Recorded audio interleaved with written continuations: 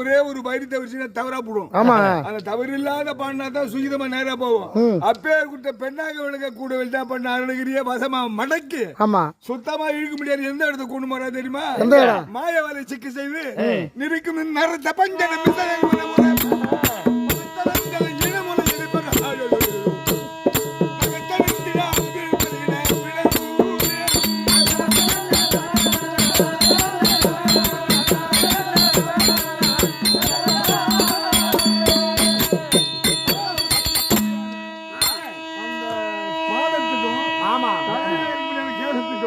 சுத்தமா மேல இருக்கும் ஆடவே கிடையாது.